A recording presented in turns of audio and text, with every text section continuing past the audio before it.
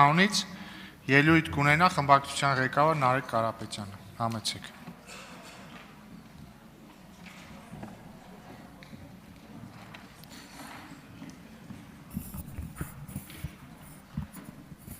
Բարև ձեզ, հարգելի հայրենակիցներ, այսօր քննարկում ենք մենք տնտեսական հանձնաժողովի նախագահի թեկնածությունը։ Պարոն Թունյանը ներկայացրեց իր նկատառումները, մենք իհարկե սպասում ենք իրանից ավելի պրոակտիվ, ավելի ապագային միտված, տեսլականը ներկայացնելուն միտված ծրագիր։ Սակայն ստացանք ուղղակի շատ մակերեսային մի քանի պնդում։ Չնայած դրան, տնտեսական հանձնաժողովը կարևոր շատ հանձնաժողով է, որտեղ այդ հանձնաժողովով ենք տեսնում, որ մենք հաղթելու ենք աղքատությունը մեր երկրում։ Մեր երկրում աղքատությունը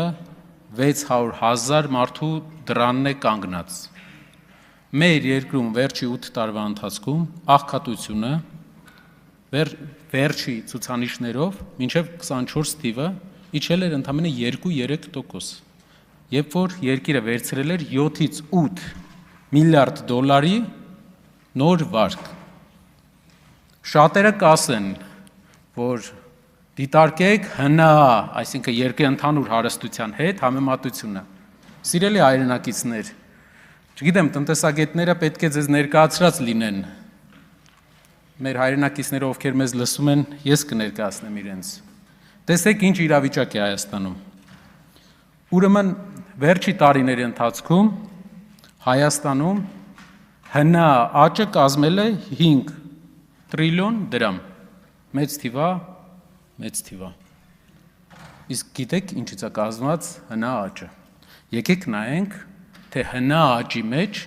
ինչքան տոկոս ազդեցություն ունի ինչը պետական պարտքը։ Պետական պարտքը ՀՆԱ աճի մեջ 5 միլիարդից, 5 տրիլիոնից 2.5 տրիլիոնը պետական պարտքն է։ Այսինքն մենք ինչքան որ աճել ենք, դրա կեսը պետական պարտքն է։ Կասեք, բայց մյուս կեսն էլ ենք աճել, չէ՞։ Իսկ գիտեք մյուս կեսը ինչն է։ Ցավոք, եթե նայեք վարկերի թիվը մեր հանրապետության քաղաքացիների 2.5 տրիլիոն էլ վարկերի աճն է։ Այսինքն, եթե սպառողական վարկերը 18 թվականին 700 միլիարդ էին, հիմա 1.8 տրիլիոն վարկ կա կախած մեր ժողովրդի վրա։ Եթե հիպոթեկայինի գծով 8 անգամ ավել։ Մոտավորապես ամբողջ պետական, ամբողջ տնտեսական աճը, չգիտեմ, մեր հայրենակիցներին մեկը սա ներկայացրել է, թե չէ, 5 տրիլիոնից ժողովուրդ, 2.5 տրիլիոնը ժողովրդի վերցրած վարկերն է, 2.4 տրիլիոնի կարգի պետության վերցրած վարկերն է։ Որակական փոփոխություն մեր տնտեսության մեջ ցավոք չկա։ Գյուղատնտեսության մեջ գիտեք ինչ ցուցանիշ է այս տարի գյուղատնտեսության մեջ։ Գյուղացիները օրինակ, որ մեզ նայում են, ձեր կարծիքով կես տարում ինչքան է գյուղատնտեսության աճը եղել Հայաստանում։ 2026 թվականին կես տարում գյուղատնտեսությունը ըստ օֆիցիալ վիճակագրական տվյալների անկում է գրանցել։ 1.4 միլիարդ դոլար վարկ ենք վերցնում, 1.4 միլիարդ դոլար, բայց գյուղացին աղքատանում է։ Տնտեսական մոդելի կարդինալ փոփոխություն է պետք։ Այս մոդելով մենք Լիբանանի օրն ենք ընկնելու։ Կոլեգաներից եւ մեր պատգամավորներից հարցեր են հնչում, թե ինչ կլինի, եթե սնանկություն հայտարարի երկիրը։ Ինչ կլինի։ Կմտնի միջազգային ֆինանսավորում, ֆինանսական կառույցների կառավարում։ Միջազգային ֆինանսական կառույցները կսկսեն թելադրել մեզ ինչ հարկեր, ինչ աշխատավարձներ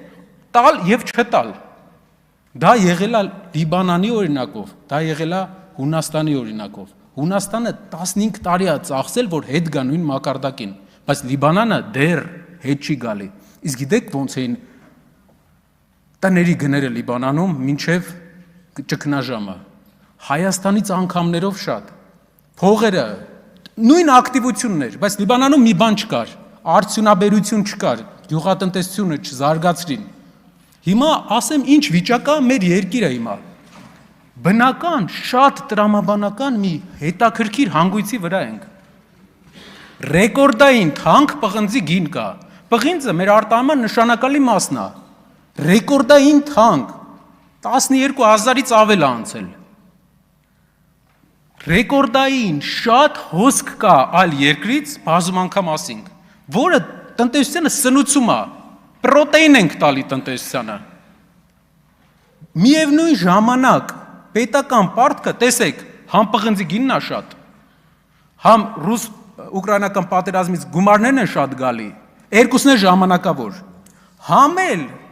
1.4 միլիարդ պարտք ենք վերցնում այս տարի։